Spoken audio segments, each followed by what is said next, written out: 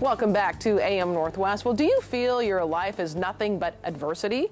Here with tips to help you reinvent your life, no matter your obstacles, we welcome the author of Dedicated to the Cup, Bonnie Milletto. Good to have you with us, Bonnie. Thanks, And tell us your story, because you learn from experience. I guess I did. Life has been my best teacher. I think I've earned a PhD. From 8 months of age till almost 17, I was raised in foster homes. I went on to be labeled as an at-risk youth in school because I seldom talked. And as a motivational speaker, people find that hard to believe. It is hard to believe, yeah. What I learned was once I got onto my own without a solid foundation of security and support, I began working on the outside of me. I dressed for success while the inside was nothing but quivering jello. So you can imagine what happened. Right. I made a lot of mistakes. So the stories in this book are stories that I have worked hard in, areas that I've worked so hard in, and the stories then became the chapters in the book. Let's talk about, you say, take responsibility for your actions. Oh my gosh. Helen, this was a big one for me.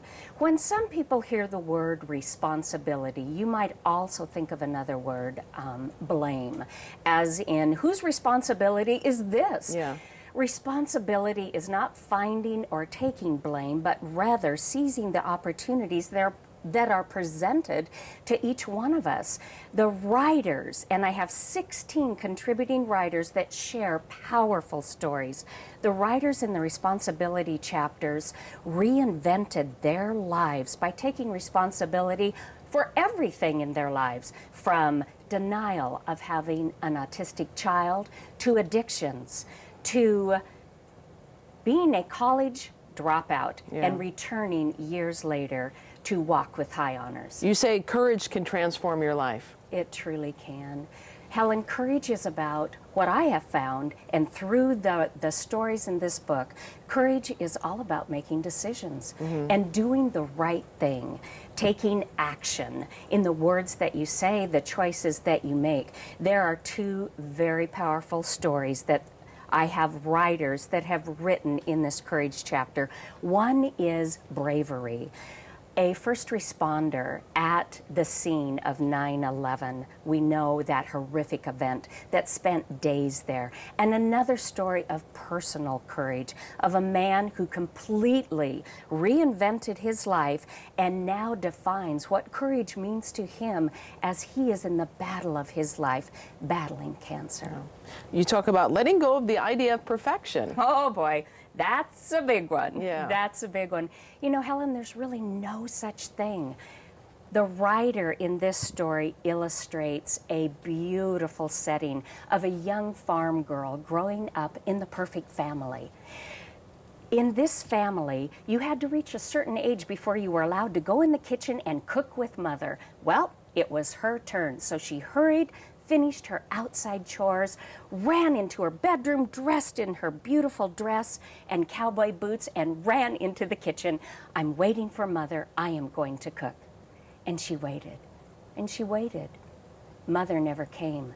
That is the day that mother left that perfect family. Oh, wow. Perfection, Helen, is an unattainable illusion. Be grateful even for adversity. I have been shown this, and the writer illustrates this. Adversity and gratitude can go hand in hand. It took a diagnosis of multiple sclerosis for a professional woman in her mid-20s to really feel the depth of gratitude for her life. At first, as you can imagine, she was scared, confused, angry. And then she reinvented, through the story that you will read, how she adjusted that lens to view everything around her. And what she saw was people in need, in worsening conditions than hers. And so she came back to help those in need. And you say it's really important to build a legacy based on the life you lead. It's every day. Yeah. In the green room, talking to people, it is the words that you say. We are all leaving a legacy. Sure. The choices we make, the words we say, the actions that we take. The writer in this story that I'm going to tell you about is an amazing woman who shares some really horrific life lessons. And she came back to reinvent her life, and she was the debutante born with the silver spoon in her mouth. Wow. The book again is called Dedicated to the Cup. Bonnie Milletto, thank you so much. Appreciate it.